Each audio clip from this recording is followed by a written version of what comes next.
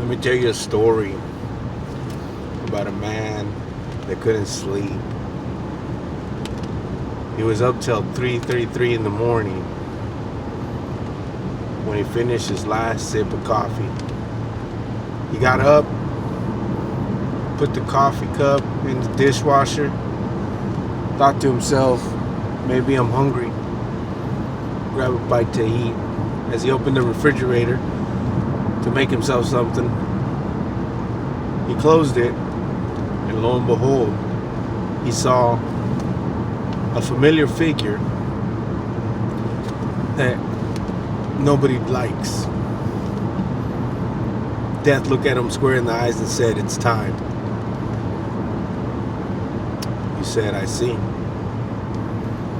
Death replied, "Aren't you going to cry? Aren't you going to drop to your knees? Aren't you going to plead for me not to take you?"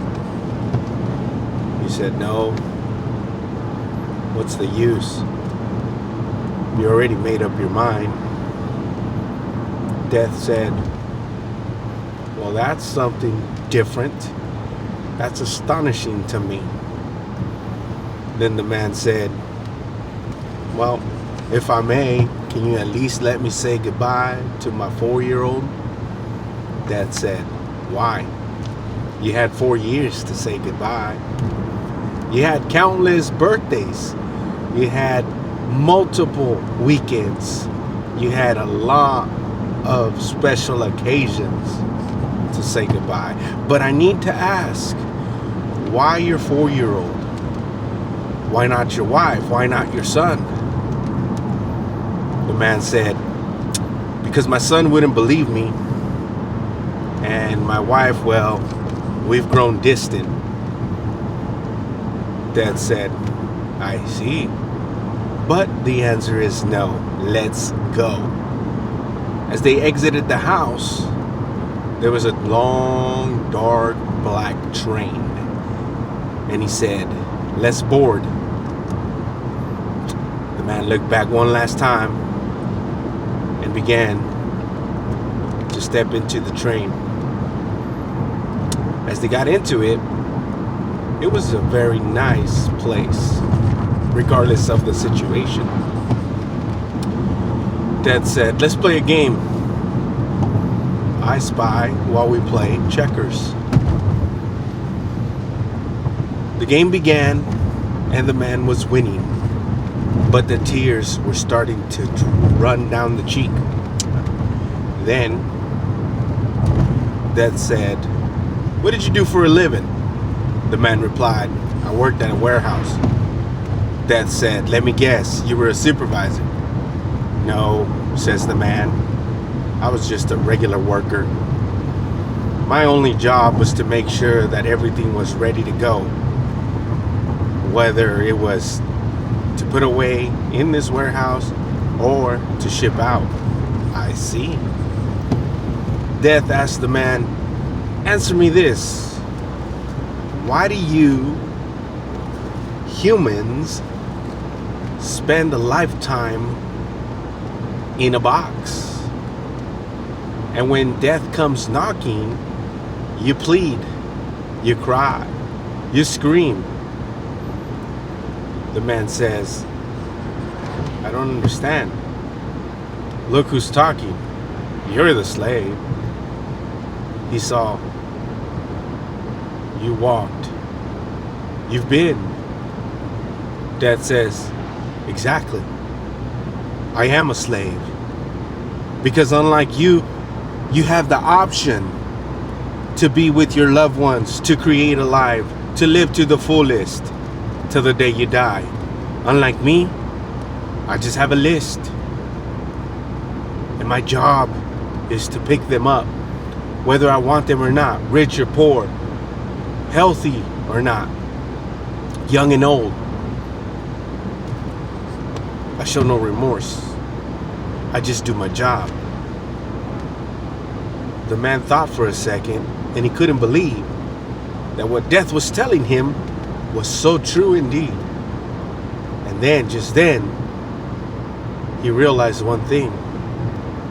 He was wrong in the way he was living because he was giving all his time away to other things that were not essential.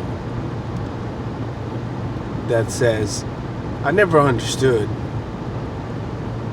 How could it be that you decide to be the Walking Dead? You have no purpose. You have no goals. You do the same thing day in, day out.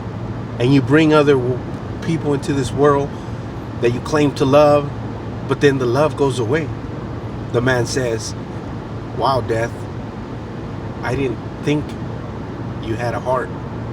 I didn't think you had emotion. I didn't think you had feeling. I didn't think you understood. But yet, I'm amazed. Death continued and said, don't be amazed. If anything, I'm the one that is amazed. That while you have life, and you go to bed and you wake up every day and every night, everybody gets up with the thought and the feeling of wanting to fight. People believe that they're courageous, that they're unstoppable, that they're invincible. And then just like that, I show up at their steps and they crumble. They begin to get humbled and they want to achieve. And they say, please don't take me. I'm not ready to go. Let me say goodbye. Give me one more try. I can do better. I promise I will. By this point, the man's tears had dried up, and he couldn't understand why the conversation felt so good inside. He felt like he had remorse, but in reality, he didn't. Then, just like that, the train stopped, and Death says, "You've won." With a not, with a yes, with a oh, with a I guess. The lump in the man's throat. He couldn't really speak, and he said, "Now what?" Death replied, "We get off. We're here.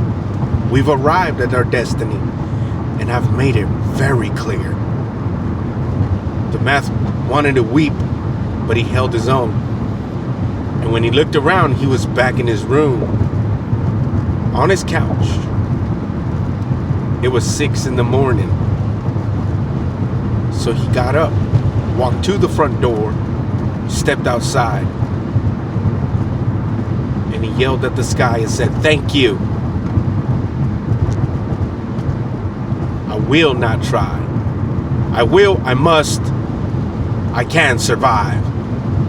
He turned back into his home, rushed to his 4-year-old daughter's bed, took her in his arms, gave her a kiss, walked to the son's room. The son says, "Dad, are you okay?" He says, "I am now, and I need you to know that I love you, son." He looked at his wife. He said, "Please forgive me. When we married, I said I will, and I forgot, but now I'm here. Things will change. I promise you that." Moral of the story is, don't wait to say could've, should've, would've, but instead, act upon it now, today, not tomorrow. For we know that the only thing certain in life is death. So learn to respect. Above all, do what you can. For I was that man.